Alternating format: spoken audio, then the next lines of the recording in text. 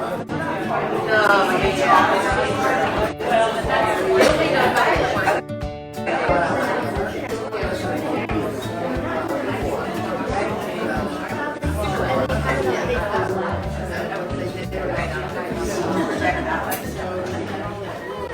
ladies and gentlemen, we're so glad you guys are here today. We want to welcome you to our first Lunch and Learn for the new year. And we are excited to learn more about cooking healthfully, hopefully. And we will serve you food, but you're going to have to wait and smell it for a little while because it's going to be near the end.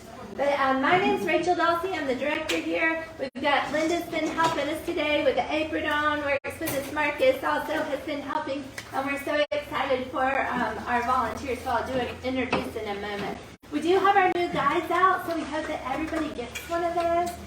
We have an Instant Pot that North Walmart donated to us, so we will be doing a drawing for that in the end. So the way we'll do that is through your registration numbers, and we will give that away right at the end. So we are so thankful for our sponsors this year. So I'm going to let you come on up now, Jeff, if you want to. Oh yes, so we have a new survey method, so we'll tell you about that too. So we're on Facebook Live if you want these friends to see you too. Hi, Facebook Live. How was everybody today? Everybody having a good New Year? Yes. All right, cool. Well, hey, I always look up some stuff, but first of all, I want to introduce myself. I'm Jeff Tagenhorst. Chris and I and Jamie have the Country Financial Office on Cherokee Avenue here in Coleman. And being a Farm Bureau-based company, this is just a natural fit for us. So we were fortunate enough to get invited late last year to be involved in a couple of these, and then we're given the opportunity to sponsor the whole year today. So just looking forward to being a part of this great organization as you guys do, and just trying to contribute at a different level. So there's always giveaways, they're always good, so I'm going to do my best to keep these in stock and try to give at least one of these away every month, but kind of do it based on trivia, based on whatever the topic is. So a couple quick questions. So anybody have a pressure cooker? Anybody ever take it to Mary Carter to get fixed? Pretty cool store. Yeah, very. Yeah. I grew up in a rural town, but in between two big cities, and stores like that to me just bring me back to my childhood and bring me back to good people. And so that's one of my favorite places to come. Kids want to go and get stuff for fishing or something, that's where we go. And by the way, they go from pressure cookers to brand new remote controls for a Mercedes-Benz if you need it. I mean, why go anywhere else? I mean, you can get everything you need right there. All right, with that said, though, pressure cookers are kind of always the way it goes, right? I mean, it's the only option that you have. Does anybody know when these fancy electric ones came about? Or about when? What year? Guess? 2015? Anybody else with a guess? 2018. 2018? 2017? Anybody say $1? 2008 is when it was invented, and it really became mainstream. The actual Instant Pot was 2010.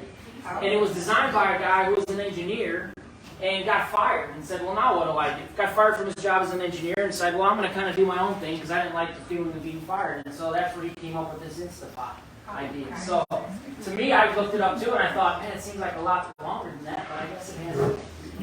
So who said 2013? I think was the last closest year to 2008. 12. 12's the winner right here. There you go. Yay! Turn it back to you guys. Thank you. Thanks. Okay. Very well. So we brought the experts in who can really teach this class. I can cook one thing, and I'm going to show you my one thing that I can cook. But we're thankful to have Alex James and Marissa Griffin helping us today. Alex, Kira voluntold, we said back there, Kira, extension agent, that she has several kids and does a lot of cooking and is really great at it. Marissa has taught other classes for us. I think one of the last ones was our herbal tea class we did with the homeschoolers, and then also our ferment class. So these ladies have lots of experience, and I'm going to turn it over to y'all. All right. Well, I think I'm supposed to start. So I'm Marissa Griffin. I am a mother. I am a business owner. I have 7 children, and the Instant Pot is my literal lifesaver. So I'm busy like everybody these days, especially with all the kids. We homeschool, running our own business makes us super busy. I work at the gym. I teach a few classes out there. So when I need some, and most of the time, I like to be prepared. I like to know. I have a menu. But do any of you do the menu thing, and then you're like, I don't feel like that? Because that's my life. I'm like, I have a menu. I went to the store. I bought everything. And I'm like, who wants to eat that tonight? Not me. So the Instant Pot has really saved my neck on more than one occasion. And I've become very, I love it. I take it with me to my relatives' houses, because they always ask me to cook something, and the Instant Pot is really easy to go to. It has a saute function, which makes it like an electric stove that you take with it. Now you can slow cook in them. Mine has an air fryer top. I can air fry in the thing. You really don't need much else if you want to put into use your pressure cooker in your home. So the pressure cooker, originally, I know we said the Instant Pot came out in, what did you say, 2010? 2008? So I didn't realize it was that new of a concept, but the whole idea is very, very, very old. So the first thing to understand, or that I want to share with you anyway, is to understand that we are all under pressure. So in the world, it's about 14 pounds per square inch, depending on where you're at. Everything about us is under pressure. So it keeps the gas in our blood dissolved, this 14 pounds. So when you have a diver and they go down, down, down, and what happens is the pressure, they get down to where it's about, it can be a lot more pounds per pressure, so 20, 30, 40 pounds per pressure. What it does is it actually, let me make sure I get this right, it increases the gas in the blood. So when it increases the gas in the blood, it's almost like taking a soda and shaking it up when you're down there. And then if you open the soda too quickly by coming up too quickly, you actually cause the gas in the blood to explode, which essentially causes the blood to boil. And that's why divers get the bins. They have to be put back into a pressurized container so that they can kind of slowly, so we can slow release, if you will, the pressure that's been built up from being under that amount of pressure. Basically, the same thing happens with our pressure cookers. So pressure cookers were actually invented in, it was like the 1760s, I think, was when the first guy came up with a pressure cooker. He was a French physicist named Denis Papin. He was very well known for his studies on steam at the time. People were just, it was the beginning of, it was the advent of what would become industrialization in the 1700s over in Europe. So everybody was looking to make life easier. And a kitchen used to require several people. I wish I had several people in my kitchen and one little. Yes. Like I've got all my helpers, and she is my chef helper, this one here. But I have little people running around, and normally I'm like, get out of the kitchen, get out of the kitchen. I watch shows like Downton Abbey, and they have a whole kitchen, and they have all these people. I'm like, I want people, but apparently I have to pay for people. So I just decided to invest in tools and gadgets. So anyway, what he wanted to do is he wanted to, with people needing to go to work and machines making life easier, he wanted to bring this into the kitchen. Yay! We like this guy, right? So he wanted to make our job easier, and he thought that by his studies on steam and what it did, that he could actually cook food faster. So he went and he showed his invention, which was a cast iron. So it's like a poured iron pot with a lid. It's about this big. It's this steam pot. He screws down all these cranks because he's got to make it airtight, no plastic. That wasn't the thing. So he does this and he cooks this, and everybody's like, "You're fantastic! Come join our club." So he went and joined their scientist club, and women everywhere rejoiced until it started exploding because cast iron doesn't really hold up very long under pressure. But that was our very first generation pressure cooker, was our cast iron pressure cooker. You can still find these today. Don't use them. Those are the things nightmares are actually made of. Please don't use those. But his pressure cooker actually only provided 50 pounds of pressure inside that pot. Well, it was supposed to. If it got too hot, it kind of, and the seal was good, it could hold a little more, but that's when the explosions happened. His pot did explode a year later. I may have already told you guys that. So the idea behind a pressure cooker is water boils at 212 degrees. If you're normally, if you're in Colorado up in the mountains, it can boil at 203 degrees. Different sea elevations will create different atmospheric pressures, which create a different boiling point in water. So the same concept is applied here. In your pressure cooker, it is going to apply 50 pounds per square inch, and it is going to get your water to boil at a temperature of 250 degrees. When your boiling point is higher, you can get those vapors. They will push into and hold moisture in whatever you have there, which is why the sealing is important. The moisture plus the pressure is what gives you the reduced cooking time, the increased tenderness, and the moisture that's withheld in the meat, as opposed to you taking a chicken and cooking it in an open environment or even in a Dutch oven where it's not a pressurized. It will kind of lay, and the meat or whatever you're cooking will have to come to temperature by absorbing it. With the pressure cooker, it's actually forced into the meat. So that's kind of your science lesson behind why this works. It cooks most of the time, 2/3 of the time faster than it would if it were, if you're just cooking it in a Dutch oven. So it was introduced in the 1930s and 40s. I'm sure we can all figure out why, right? Women needed to go to work. Our boys were off at war. And we had to pick up both ends. I know my grandmother had to pick up both ends of everything. And then came the invention of the second generation pressure cookers, which looked a little more like this. It would have a weight on the top. They jiggled a lot. You could have big canners. Had this one. Whew. You could also doubled as a weapon. You had frying pans. You had pots. You had. I think my grandmother had a canner that was like this big. I think it held like 2 or maybe 16 quarts or something. That was a lot. And it would jiggle on the stove, and you try to keep it hot. You had to check it to make sure it wasn't going down when you were canning stuff, because don't take your eyes off that sucker. It might blow. We have pictures with, the pressure cooker lid and the thing because you had a bad seal or because you had food in it. But they were first introduced in New York at the World's Fair. That's when they were brought to America from overseas. And we as Americans, we just picked those right up and put those right into our kitchens. They've developed now into our third generations. This generation, the second generation, had more safety options on it than the original cooker did.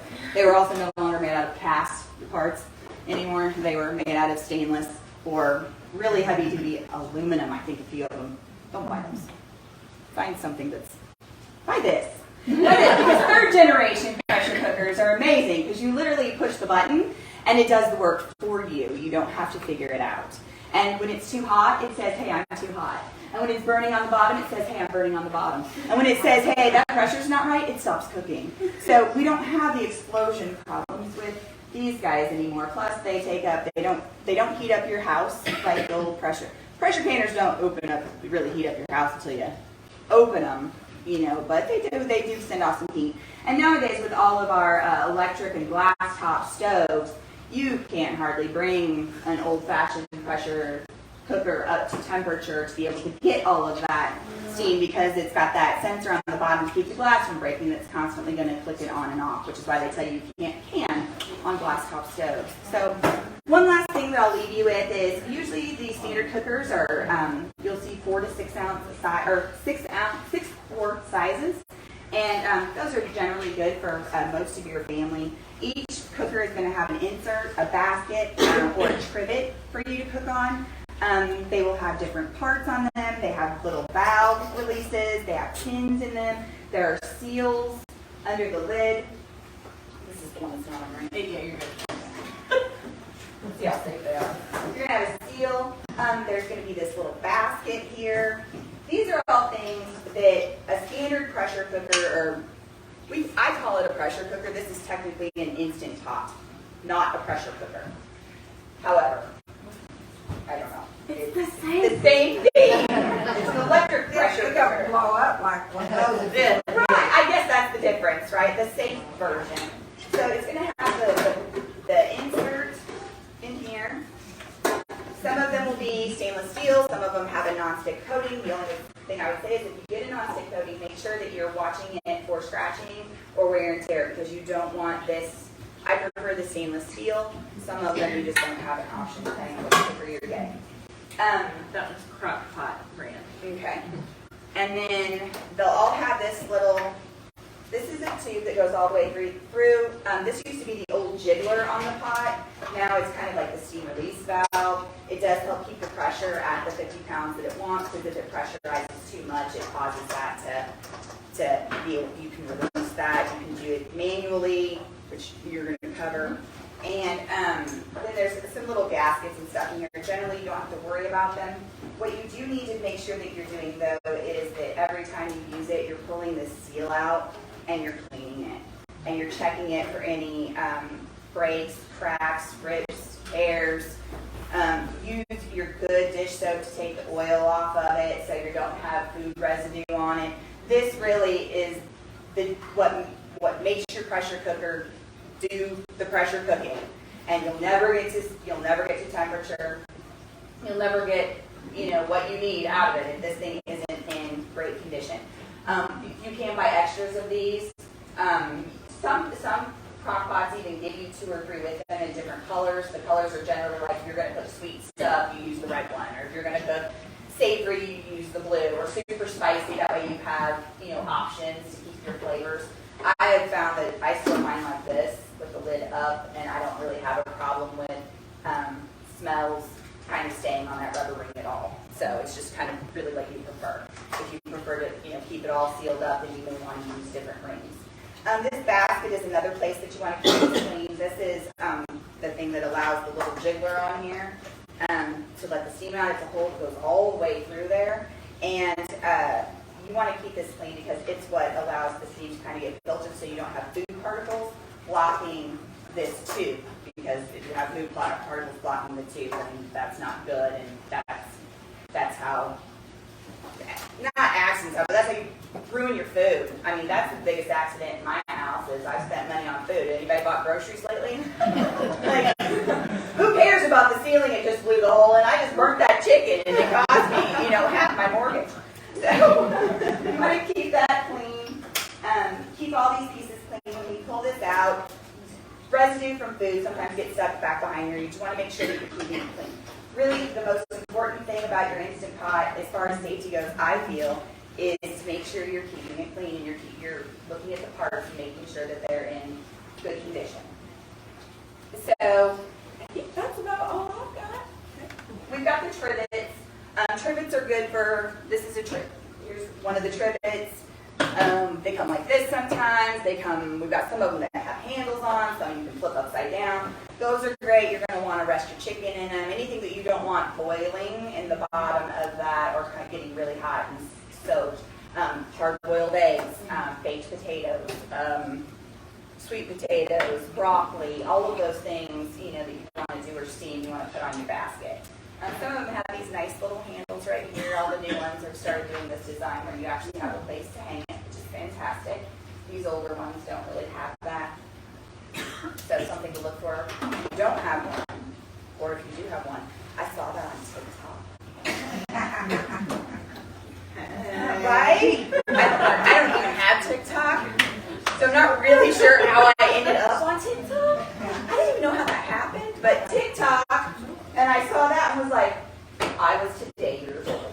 That's the only time I've ever said that, so. I'll turn it over to Alex now, and she's going to hit the rest of it. So you're kind of familiar with your pressure cooker now. We'll go over some of the fun things that it actually does. I'm actually going to come over to this one because we're going to talk about that one in a second. So these are the Instant Pot brand Instant Pots.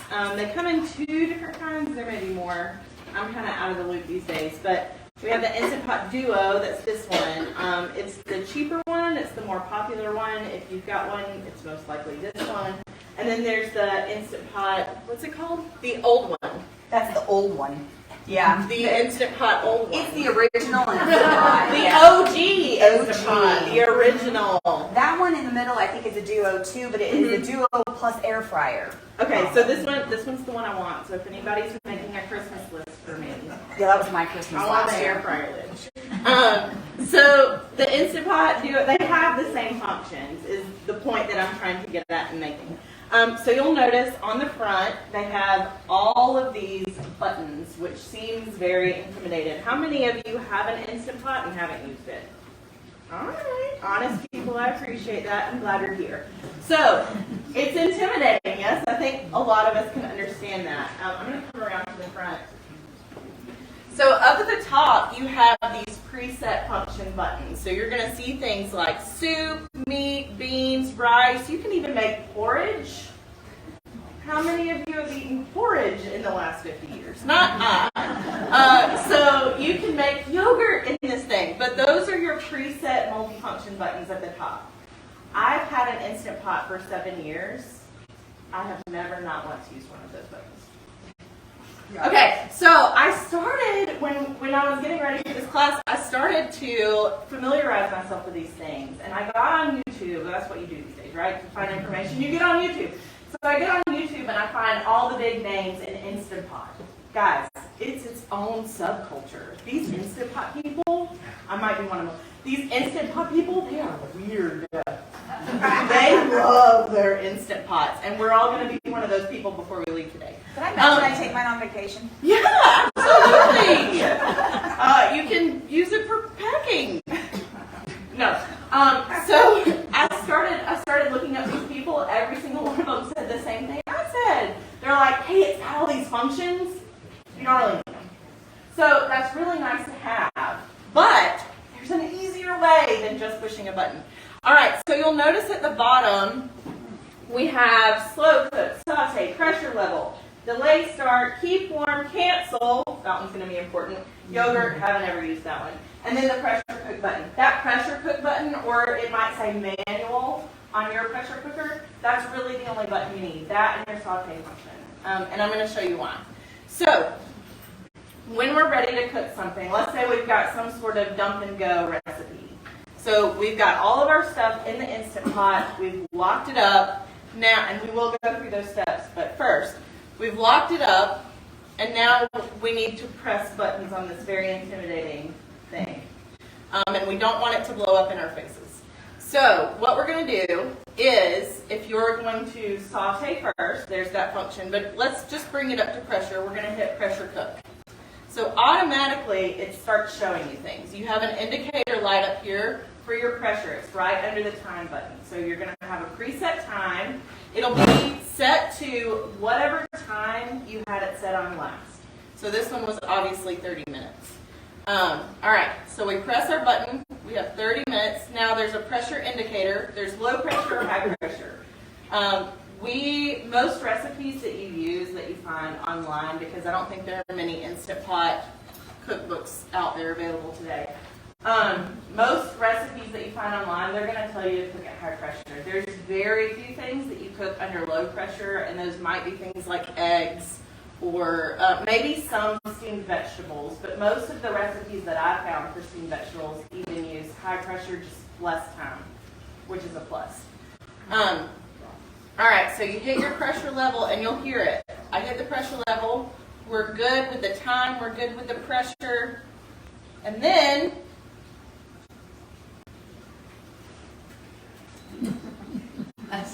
it beeps to tell you that it's ready.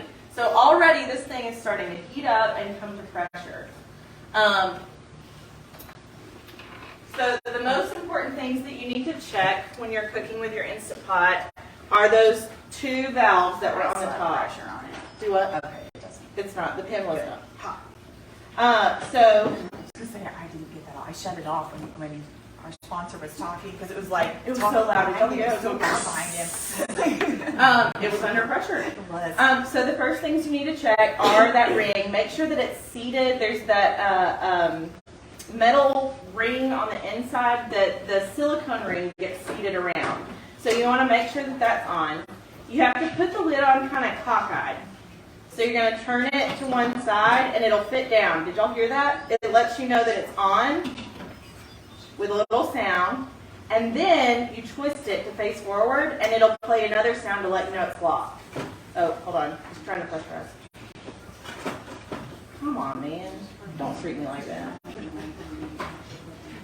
So the next thing we're going to show you is the locking function. Okay, so you twist it and listen again.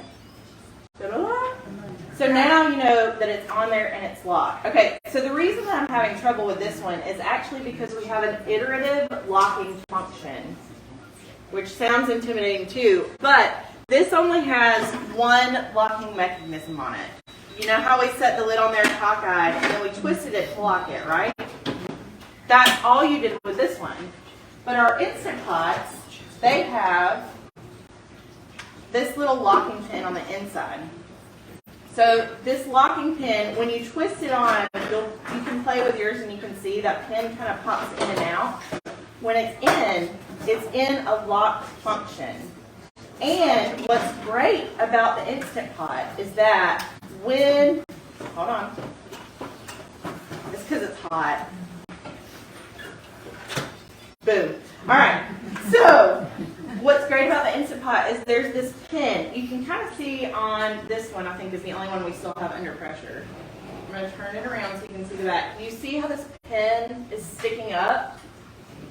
That pin means that this pot is under pressure and there is no way, well, probably, there is not an easy way that I could take this lid off. I cannot twist it. I cannot do anything because that locking pin on the inside moves a stainless steel arm. And that arm gets locked in place by this pin. So as long as that pin is up under pressure, I cannot open my lid. That stainless steel arm on the inside, the locking mechanism, is not going to allow me to. So as soon as it releases pressure, that pin drops out of the way, and I can twist my lid. All right. So I think the easiest way to keep going on and talking about how the Instant Pot works is just to show you. So we're all going to cook something together that we can then eat when this is all over. And I know you're all here just for the food. So let's do that. That's the most important thing. Yeah. You were talking about having a hard time getting that on because it was hot. When I've had to hurry up and turn things around, what I'll do is I'll take my ring out, run it under cold water, put it back on there because it'll make it shrink up. That's a great idea. And it can go again. Right. Yeah, that's a great idea. Did y'all hear that? One of the ways that she was trying to having to hurry up and she was having those same problems that I was having is to run the lid under cold water or just the ring under cold water to cool it off. Because when you increase pressure or when you increase temperature, you increase pressure. So if the Instant Pot's hot, it'll start trying to come up to pressure just that quickly. Yeah, the gasket expands to make it seal, and when you make it cold, it shrinks back down, and you get it back on, and having to turn around and do another dish. That's exactly right. All right, so first things first, we have to make sure our seal is on here. It just fits in around that ring. I'm just pushing it down until it almost clicks into place. And you want to make sure that you do check it and make sure it's down all the way around the ring, because they can sometimes look like this, where it looks good, but there's just this one little place where it's not locked in. I don't know if you can see that from there. But just run your finger around it and make sure that it's all the way on. And then some of them are jiggly inside too, depending on what kind of lid you have. Some that seal, that's nice, it feels like it's nice and tight in there. Some the seal has some movement on it, and that's okay too. Mine, yeah, we can look at this one later, but mine is very loose. And so this one's nice and snug. Mine is about 7 years old, so it may be time to replace it, but it's a little bit looser. And you'll notice it's not this beautiful white color anymore either. But it's clean up. All right, so I said that you could saute things in this pot. How many of you have ever made a roast and you have to pull out the skillet and brown the roast on the stove, and then you move it over to your pressure cooker? You don't have to do that anymore. It's a one-pot job. So we have a saute function on the front of our pressure cooker. Now this one is new. It's not the Instant Pot brand, but we wanted to show you a variety of them because you may not all have the same kind. So on your pressure cooker, there's going to be some sort of saute function. So we go ahead and turn that on. Let me find it. Brown saute.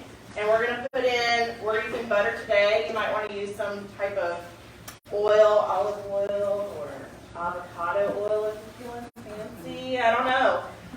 So just like you would with the stove, we're going to have to wait a little bit for this to heat up and start melting our butter. Now, we're going to make rice today.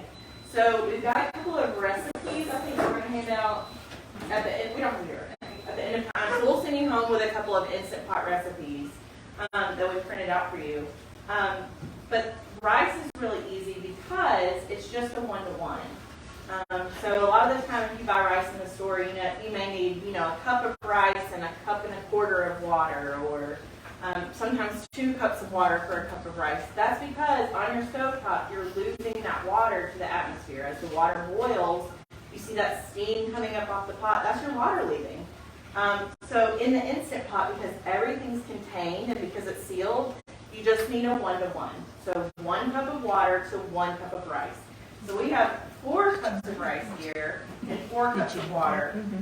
And what we're going to do, this is unique for the Instant Pot maybe, or if some of you are master chefs out there, you can correct me. You need to rinse your rice, and it takes some of the starch off. Is that a standard practice for rice cookers everywhere? Yes? Okay. Well, I never did it until I started using my Instant Pot. So, what we're going to do is we're going to add that one. Can we actually get some water? So we're going to add this rice to our water. We're just going to make sure it's totally submerged. And we're going to give it a stir. You don't have to do a lot here. We're just rinsing it the one time. And then, before I start cooking.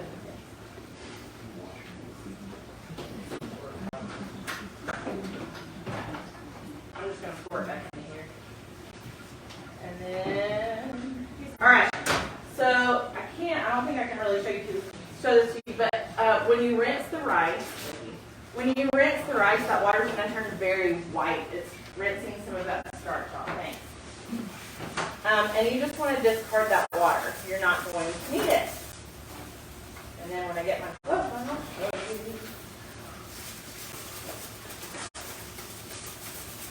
all right, we're still waiting for. Oh, okay. Hold on. What are you doing? You're laughing at me. That's yours. All right, so this is one of those troubleshooting times.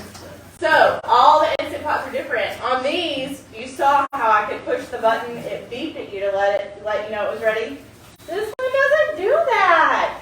So this one actually has a start button. So we hit the brown saute button, and then we hit start stop. Now it's heating up, and it's going to melt our butter. But while we're waiting on that, we're going to pour this water off the rice. You can see, can you see?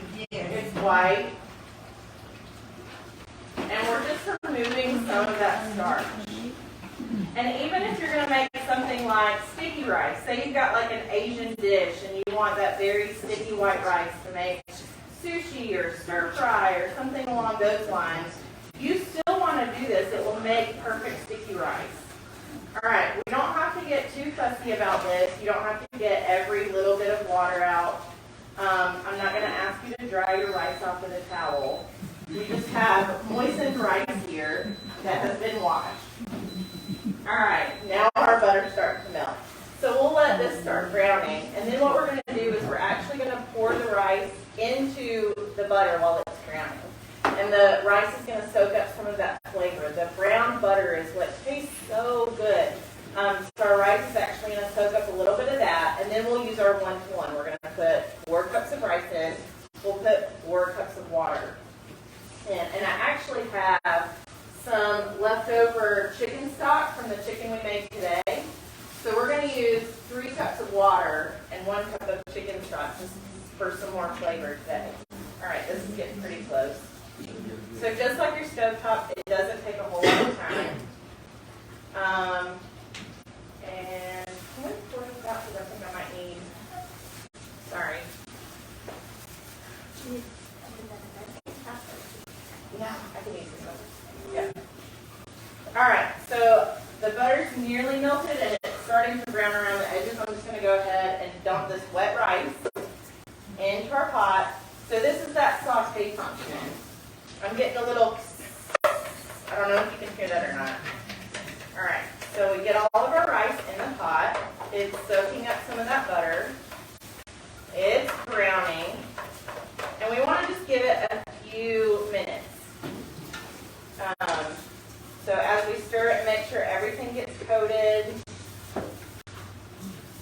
While you're doing that, be sure that you keep your hands clear of this rim. That metal pot is starting to heat up, and I have a bad habit of just wanting to grab the pot altogether. So hold it by the handles. How much butter did you put in? That was about 2 tablespoons of butter. Salt?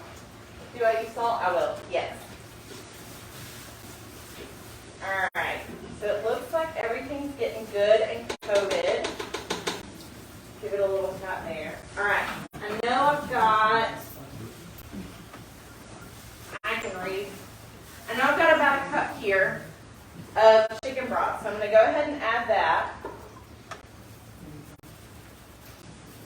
And now, how many cups of rice did we use? 4. We've got 1 cup we need 3 cups of water. All right. Y'all got to check me. Math is hard.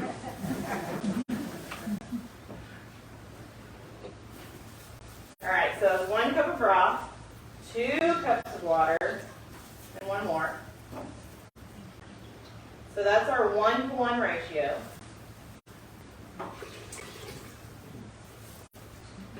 We're going to give everything another stir. Actually, we're going to add some salt. I usually use about a teaspoonful of salt for 2 cups of rice, so we're going to use a little bit more. I'm just going to guess because I never use measuring spoons. So if this rice is that delicious, y'all can just let me know.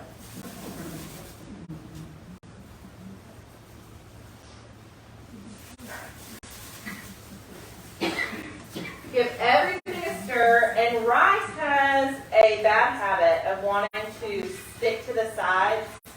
So make sure you go around with your spoon and scrape everything so that it's back down in the water. And then the most important thing here is just that everything's submerged under the water.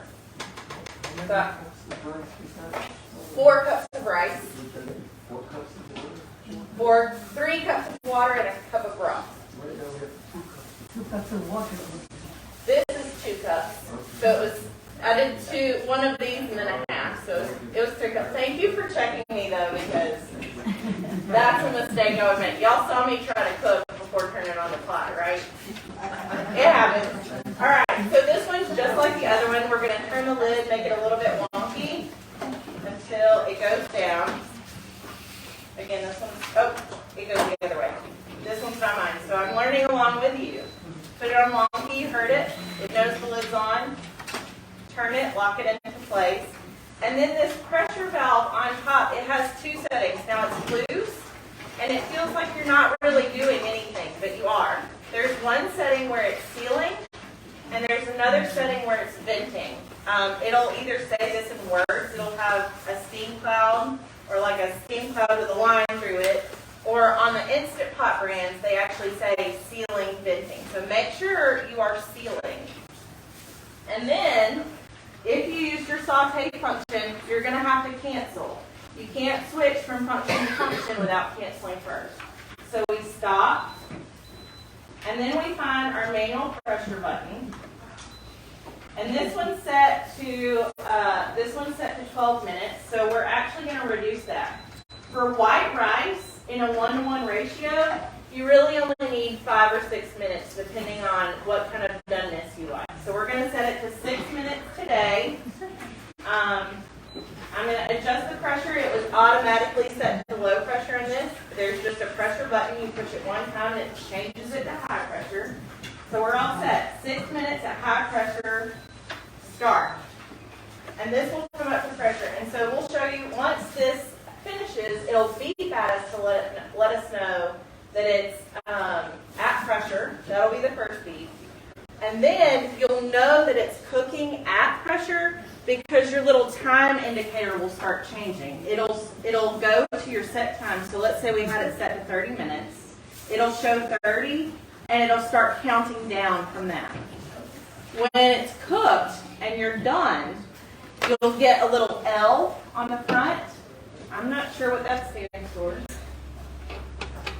Let's go eat. I don't know. So you get a little L on the front, and then you're late. You're late. But then it'll start counting up in time. So if you see L10, that means your dish stopped cooking about 10 minutes ago. And the automatic functions on these are to keep warm. So like a slow cooker, it'll just stay warm until you're ready to release the pressure. Now there are two ways that we can release the pressure. And when the rice gets done cooking, we can see these in action.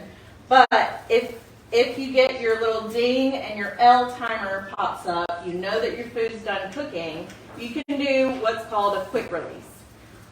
So that's simply just turning your valve from sealing. Ha! We can do this one. Because I keep going, I'm like, I can chicken. Is it done? No. Okay. Well, It's cancel. It's done-ish. Cancel. I think it even said L something on there. No, it didn't. All right. So we're going to do a quick release on this one. There are some little plastic tools that come with your Instant Pot, and they say to use those. I don't know where my little plastic tools are. I don't actually use them.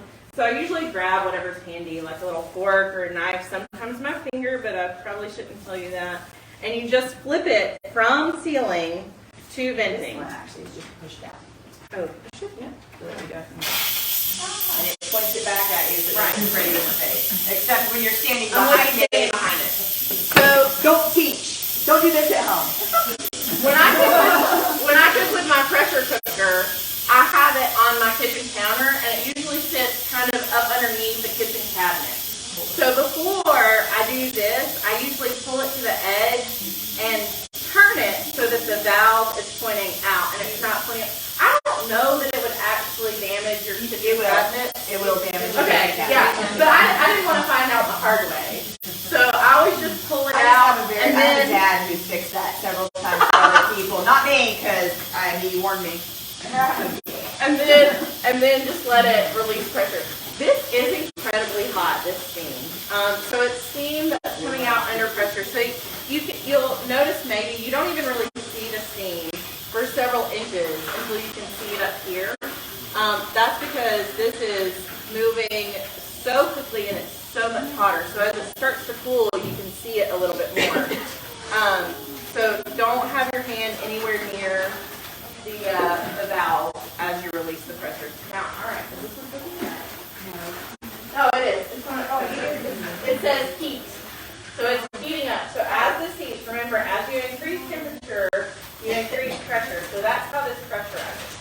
It just heats up. The bottom plate just heats up. And we have it sealed. So that temperature has nowhere to go. So we're building pressure in here naturally. All right. Now you can also do what's called a natural release. And your recipes, if they're Instant Pot specific, they'll tell you whether you need to do a natural release or a quick release. A natural release is pretty much what most of these did, I think. So Yeah, that I was means hoping this one was still on. It'll still say your L and your time. Your right, your L and your time, and then you just leave it until your pin drops, and that's how you know it's no longer under pressure. The pin's hot. That's how you know it's no longer under pressure, and then you can twist it. We did the pressure release. Yes. And then I think we wanted to cover some of the recipes today too. Yes. So do you want to do chicken first or beans first? It doesn't matter to me. Why don't we do chicken, then you can pull it apart? We'll do the chicken. Yeah. Okay. So we cooked for you today in the Instant Pots. Yeah, I'm not touching that. It's too hot. Would it be too much to kind of like have people come look at it? They'll get before the food's off. You'll walk around with it? Walk around I have got pads for it. Okay. So we wanted you to see what your chicken looks like when it comes out of the Instant Pot.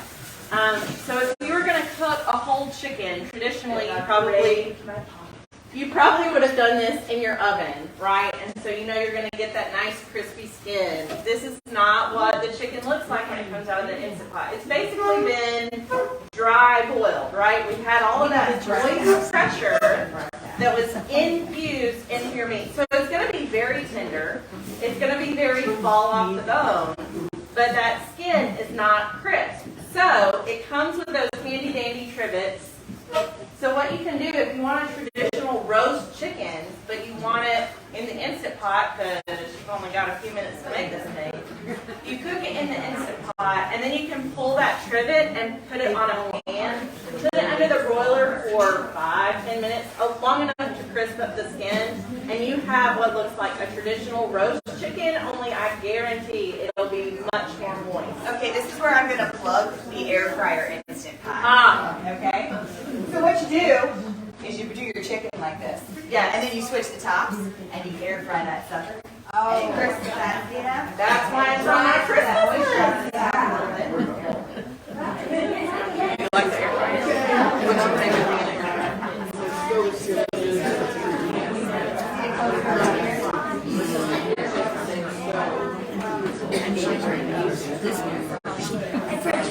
French fries. That's French fries, right?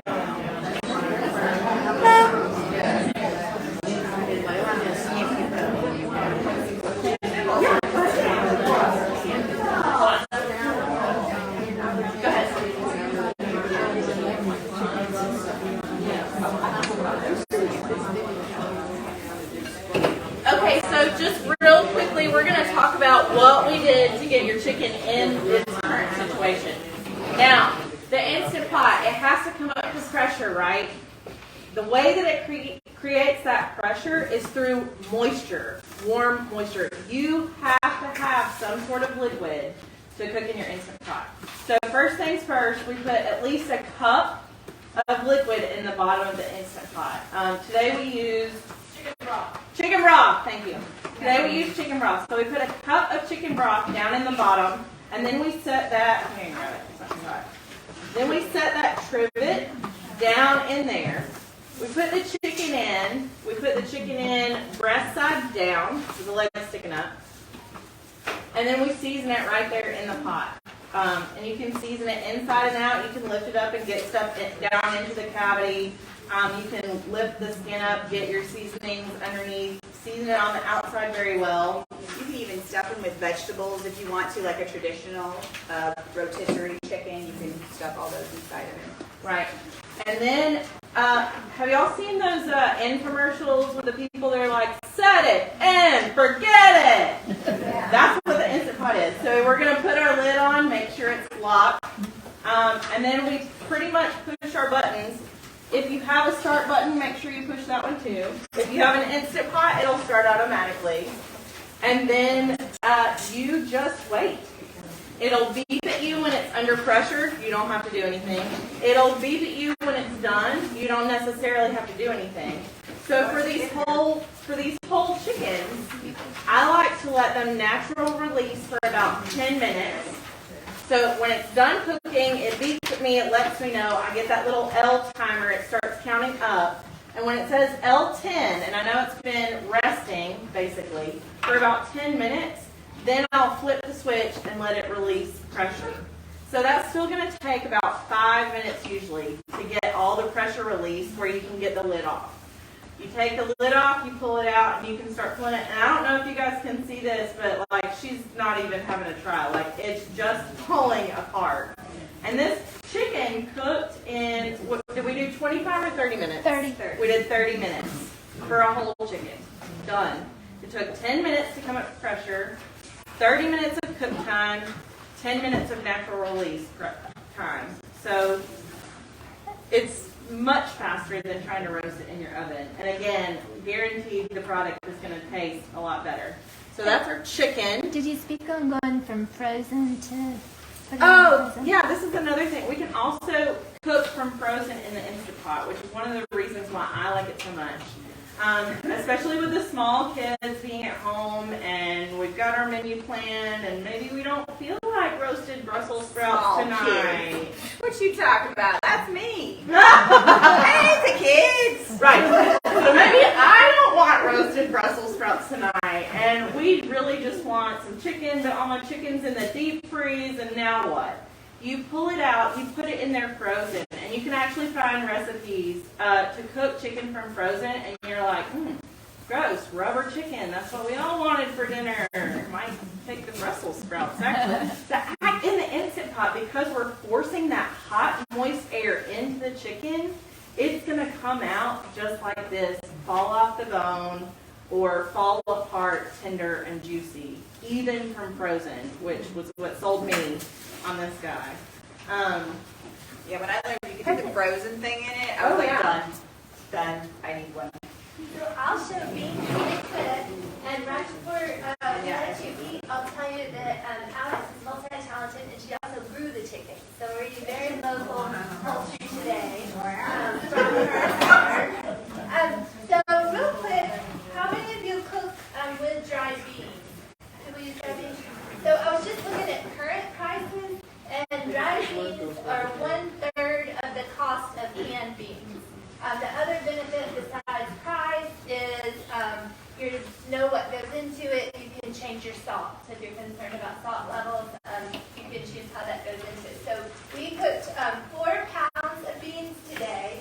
This is the 2-pound bag. Somewhere there's a 4-pound bag, and that serves 52 people, and it costs less than $5. So beans go a long way. I'm a vegetarian, and so I cook a lot of beans, and that's why the main reason I use my electric pressure cooker is for beans. So you don't have to soak them ahead of time. So all you do is wash them really good. You pour them into the pressure cooker. You cover them. You don't even have to measure the water. You cover them. You put some olive oil in there with them, and that helps keep them from bubbling. And then it's really, I usually put an onion and some garlic in there, but you don't have to because I usually season them once they're done, okay? So this is the process of starting them. You'll notice I gave you the colorful chart. It says flat beans 20 minutes. So I will just put this one on. This one's just pressure cooked. And already has the water in there. And so it says do 20 minutes on high heat. And that's with a natural pressure release. 25 minutes. Okay, or 25. It kind of matters. You have a little bit of freedom of how mushy you want them. So our first batch, and it'll be fine anyway, because you can do natural pressure release and just let it go, or if you do the instant pressure release, you can have it not cook as long. So these beans I cooked earlier, they're very well done. These I cooked once we got in here just to show you how to get them out of here. So I'm going to let the pressure release. And then you can use the cooking liquid to season other things, or you can just drain them and then season them. And that's what I did here. Was I drain them? I like to use a bouillon with them, salt and pepper. This one has cumin, a little chili powder, and garlic powder to season the meat. So today, our recipe for you is making bowls, which have been very popular lately. So for your bowls, chips if you want them, we have rice. Alex, is your rice ready for this? One more minute of cooking. And then we might move it over to here so the rice is all in one place. So for your bowls, we have rice that came in a rice cooker, which I do let my rice cooker do. And then we have black beans if you want those. And then you can keep going. We'll have shredded chicken. We have 3 flavors of shredded chicken. There is Italian flavored chicken, Creole flavored. And then the last one is just kind of a mixed herb. And we have the spices in front of us. The last one is a surprise. Yeah, that's amazing. And we also have limes, cheese, sour cream, guacamole, some capers and olives, all kinds of things you can top with at the end. And I'll plug T's Best salsa. She's local and makes really, really good salsa. So we've got some of that too. So anything before we serve? Oh, one more thing I think I thought I'd mention is, so cooking in the Instant Pot is also a little healthier overall. When you pressure cook, not only do you keep the nutrients in, however, also on all of your grains, except for gluten, pressure cooking can break down all of the lectins that are in grains. Lectins are the little things, the little information inside seeds that keep them alive for so long. So they're a little bit toxic to us, and a lot of times people will be like, oh, beans give me indigestion, or they make my stomach hurt, or they give me acid reflux. That's usually because you haven't soaked your beans, and there's too many lectins in there, and you're just sensitive to them. So they are a little bit toxic to us, and buildup of them over time is not necessarily really good for us. That's why we wash our beans and rinse our rice and everything else.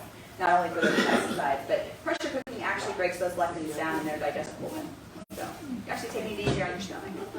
So when it comes to making the beans and stuff, do you still use the ratio, like I see the water ratio for the grains and the rices, but do you still do like? I just cover them completely, Okay. and it's kind of up to the max line, because it really doesn't matter because it doesn't absorb at all. Okay. I'll show you when you come up here, you can see that one. That's another thing that we skipped over, but on the inside of those pots, the stainless steel pots or whatever kind of pot you have, there is a max fill line. So you should never fill it over that because it probably won't come to pressure or your food may not cook thoroughly all the way And it through. will spray out the top as it's releasing steam. It'll boil it right out that little pipe, and then you'll get that little tube clogged. You had a question? Yeah, about the gaskets, since you have to keep those clean, are they easy to find, and how much do they cost? Yes, and I think you can buy sets of them, like 3 or 4 of them for like $20. They're not very expensive at all. Not much over $5. Instant Pot carries them. I think Mary Carter even started. I think Mary Carter has them, Yeah. yeah. Walmart probably even has them. I said mine was 7 years old. I've never had to replace anything yet. I've had mine and use it regularly. Oh, The new yeah. one for a year, but the old one for. Oh, I probably use mine at least twice a week, and I think that's being conservative. Yeah. And I mean, until now, I probably wouldn't have even replaced the silicone ring. Gentlemen, if we hold questions to our drawing, you're going to start. Yeah, we're gonna do a question and answer after while we're eating. So we're going to go ahead and do the drawing. So I don't see Jeff, but we're going to let you choose. So choose a number between how many? 1 and 42? 3 and 42. 7. Lori and Aaron. Okay. So you can grab it when you leave or grab it now. You got it.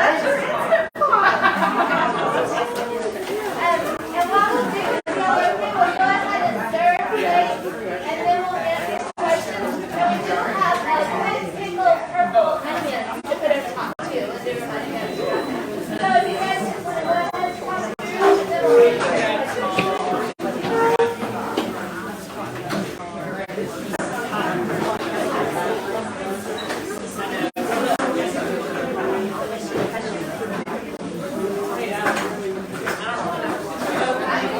Yeah, none of the kids are up, so you can. And then.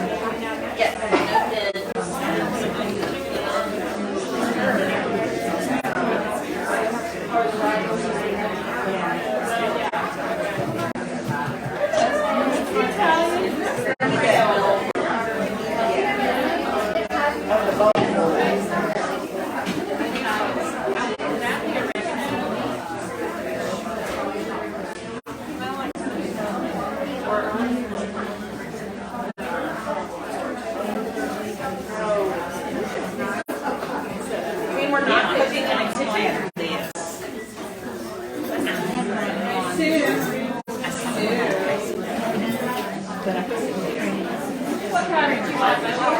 Italian, Cajun,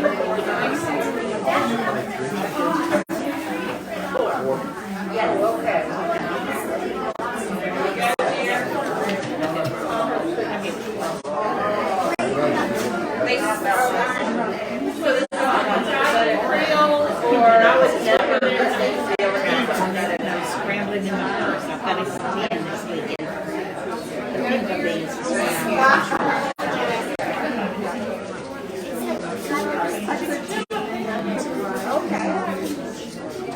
all right, so which one would you like? We have Italian, we have Creole, and we have a little bit of everything.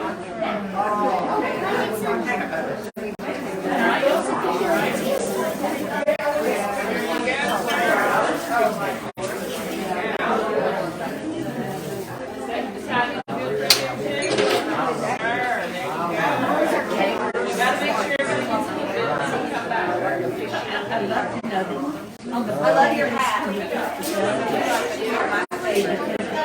Cajun spice, Italian, and that's a little bit of everything.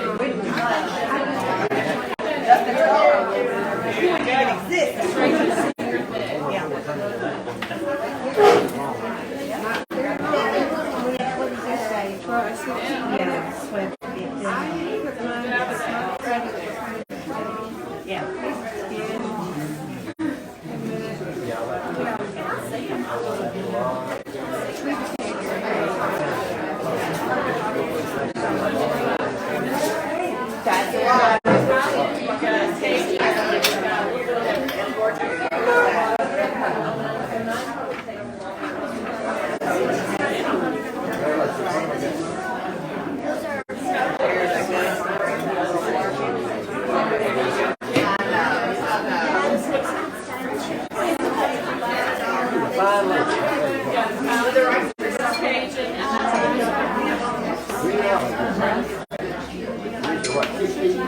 I don't know.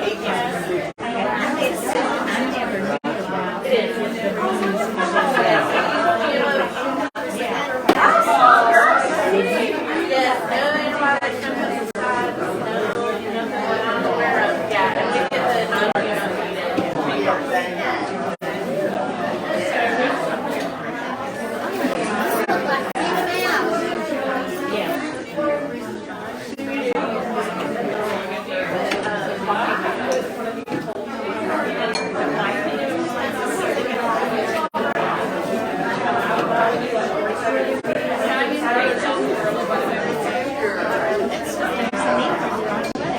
While you're waiting, do you mind filling out a short survey? You want to know how this works? Just take your phone with the camera on it. That would be awesome.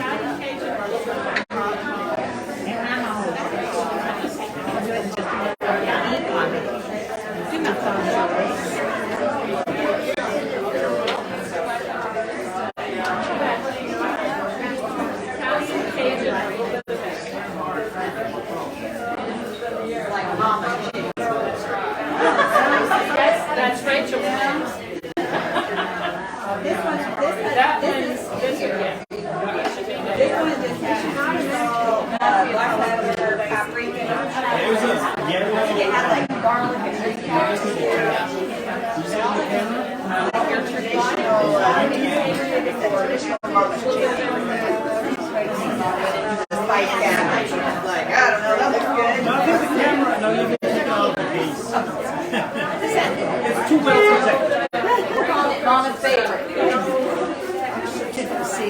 Sunday chicken fried out. Sunday chicken. Just like mommy. Yeah, cool. Give me at the table. Yes, I'm sorry. All right.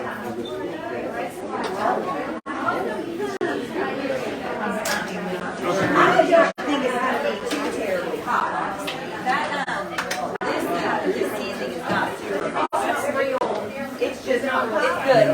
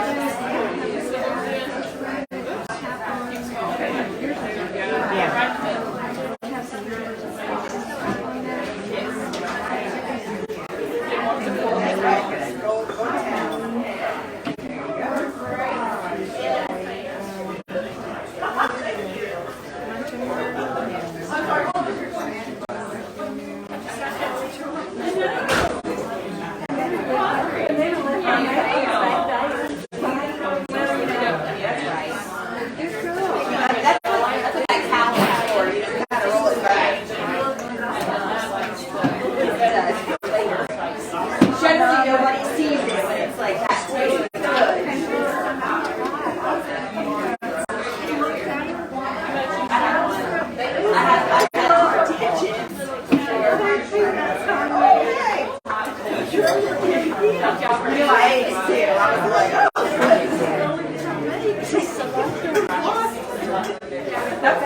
I knew where that was. You like some of this too?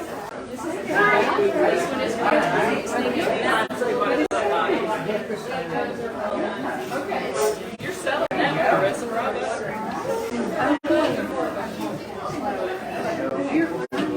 That's Mama Mia's Sunday chicken. That's Mama's Creole. Mama's Creole. Look, the other thing I don't this is the pot that has the air fryer. I got mine at Target in Coltondale, but I think you can get it at Walmart. And the Duo, I think is like around $80. The air fryer, the one that you have, is like $100 to $120. Yeah. It's like, it was, I think I paid $130 for this one. That's about right, so.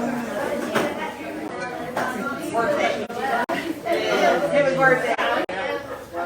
And it's so easy, you just take it off. Oh my goodness. It has a different lid. It has the lid that has the elements, which I don't have here with me. And you just put it on the top and press the air fry button and hit start. Super easy. Yes, just a little lid, air fryer lid. Air chicken.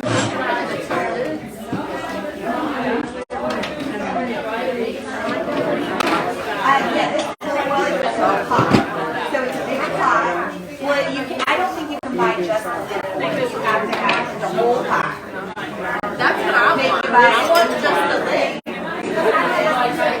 Right. So if I'm not a popular girl, if I find it, I'll let you know. You can go get all kinds of different things. Yes. Yeah, we added some. It's the onion that to me, mozzarella or whatever it is.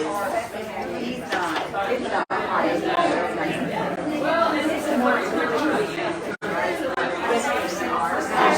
not because they're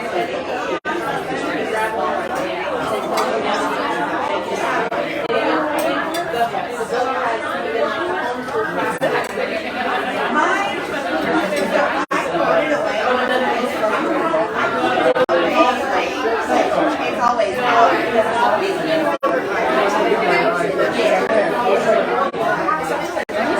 it seems like it would be, but you can do so much in it, and it frees up my stove to do other things. Go with our dinner. Right. Well, actually, this weekend, we're doing cheesecake and muffins, and everything.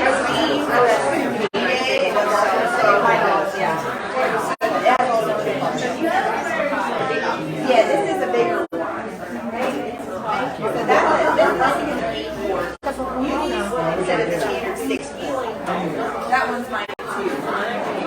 Yeah, that's a 6 quart and this is an 8 quart. But everybody loves it when I bring my pie. Now they're getting really good food. Because, you know, it's a big family. We go somewhere. I usually don't.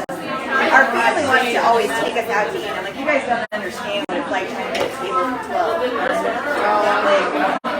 Just let me bring my pie. And it's better. And, right. And then sometimes the kids are older now, so it's not that big of a deal anymore. They're fine. 23. And married. Yeah. Then the rest of them are at home. My oldest is 23, and then it goes down to 16. Evelyn is 16, and then 16, 13, what? 12, 10, 9, 7. We just had a bunch of Yeah. Sad that she's 7. Yeah.